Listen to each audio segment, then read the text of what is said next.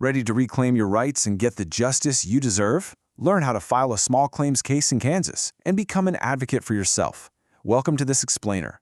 Look, stepping into the legal world, it can feel incredibly intimidating, especially if you have zero prior experience. But here's the truth. Kansas Small Claims Court was specifically designed for you, the everyday person, to resolve disputes without needing a fancy law degree.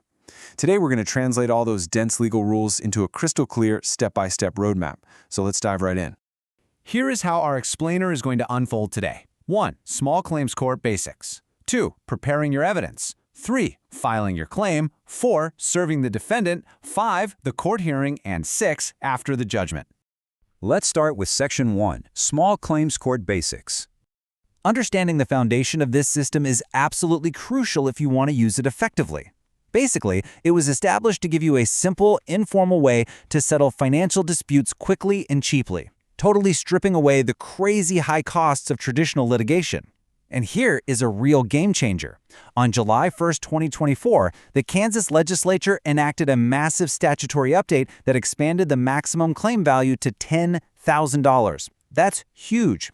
So say a contractor owes you $12,000. You can still use small claims court to save on those legal fees, but you have to permanently waive that extra $2,000. If you want the full $12,000, you'd have to file in a higher court.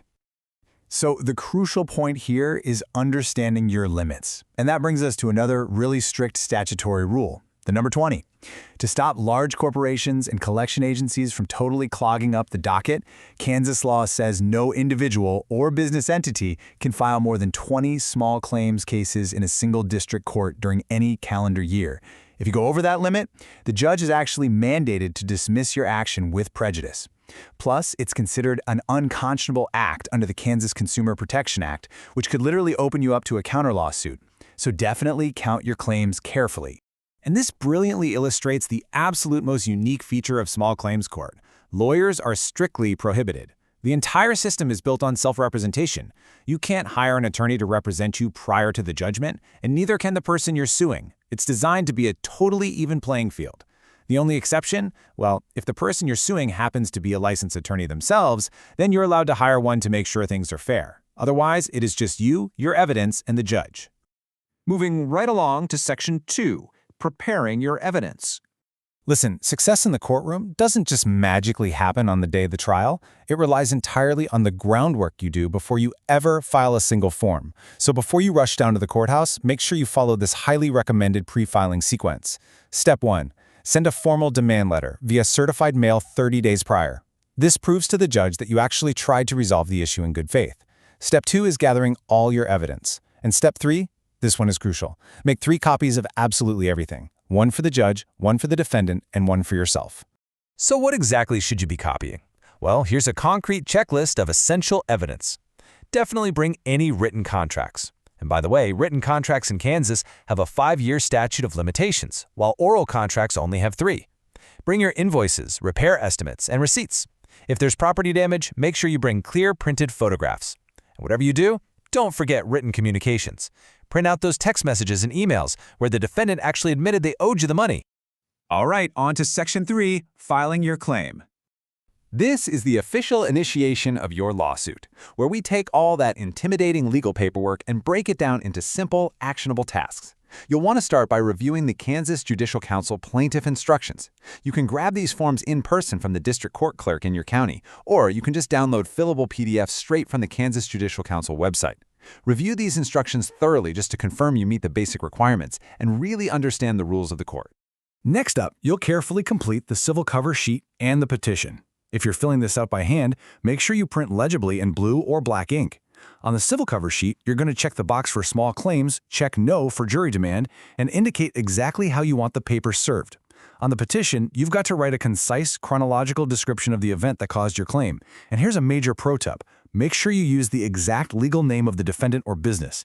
If you're suing a corporation, you have to look up the registered agent on the Kansas Secretary of State's website.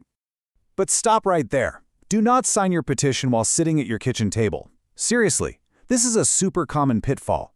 Your signature has to be executed in the physical presence of a certified notary public or a deputy clerk of the district court. When you do go to sign, you've got to present a valid government-issued photo ID. If you sign it beforehand, the clerk literally cannot accept it, and you'll have to start the whole thing over. Now let's talk about what this whole process is going to cost. The statewide fee schedule is tiered based on how much money you're asking for. If your claim is $500 or below, your filing fee is $47.50. But if your claim is between 501 cents and that $10,000 maximum, the fee jumps up to $67.50. Now, if you want the local sheriff to deliver the lawsuit to the defendant, there's an additional $15 sheriff service fee, which usually has to be paid as a separate check or money order. Also, keep in mind, if you genuinely cannot afford these filing fees, you can ask the clerk for a poverty affidavit. If the judge approves it, your filing fees can actually be waived. Section 4. Serving the defendant. Okay, so your paperwork is filed, the fees are paid. Now comes service of process, which is just legalese for officially notifying the defendant that they're being sued. But before you can serve them, you have to ensure you filed in the right place, which is known as the venue. You can't just file in the courthouse closest to your house out of convenience. Nope. Under Kansas law, you generally must file in the specific county where the defendant resides, works, or where the dispute actually occurred. Make sure your venue is correct, or your whole case could be thrown out. You basically have 3 approved methods to serve the summons. Option 1 is the county sheriff. For that $15 fee we mentioned, a uniformed deputy will hand-deliver the papers. Honestly, this is often the most reliable method. Option 2 is sending it yourself via certified mail with a return receipt requested. And Option 3 is hiring a private process server. Whichever route you choose, under Kansas law, the defendant has to be served at least 7 days before the scheduled hearing. If they aren't served in time, the court is going to have to reschedule your date. Section 5. The Court Hearing. Look, it is totally normal to feel some anxiety about your court date. But honestly, your day in small claims court is nothing like the dramatic, complex trials you see on TV. Your case will be an informal trial heard by a district magistrate judge. There are absolutely no juries here. When it's your turn, just calmly present your narrative. Hand 1 stack of evidence to the judge, 1 to the defendant, and keep that third one for yourself. Speak respectfully. Whatever you do not interrupt and stick purely to the facts. And finally, Section 6. After the judgment. So once both sides have spoken, the judge is going to make a ruling. But what actually happens once the judge bangs the gavel? First, understand that either side has a strict 14-day window to file an appeal. Second, and this is absolutely critical, winning the judgment is really only half the battle. The court will not collect the money for you. If the defendant just refuses to pay, you become what's called a judgment creditor. You might actually need to return to the court clerk for wage garnishments, bank account levies, or property liens. Basically, you have the power of the court behind you, but you still have to do the legwork to actually collect your money. As we wrap up our explainer today, I must read this comprehensive disclaimer for you. This video is intended for informational purposes only and should not be construed as legal advice. For specific legal guidance, consult with a qualified attorney in your area. But I want to leave you with this final thought. You know, the legal system is so often seen as this exclusive club for the wealthy and the well-connected, but small claims court, it is the ultimate equalizer. Armed with the right preparation and a clear understanding of the rules, what's stopping you from walking into that courtroom and reclaiming exactly what you are owed?